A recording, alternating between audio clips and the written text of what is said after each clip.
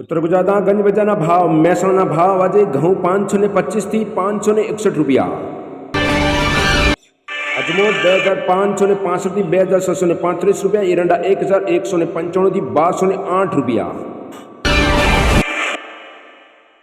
रायडो 1015 थी 1100 रुपया। वरियाड़ी 1100 थी 1231 रुपया આજનો તાજા ભાવ।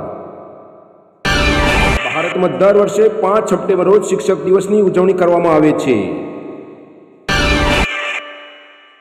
પ્રભાવિત કરે તે નહીં પણ પ્રકાશિત કરે તે જ સાચો શિક્ષક।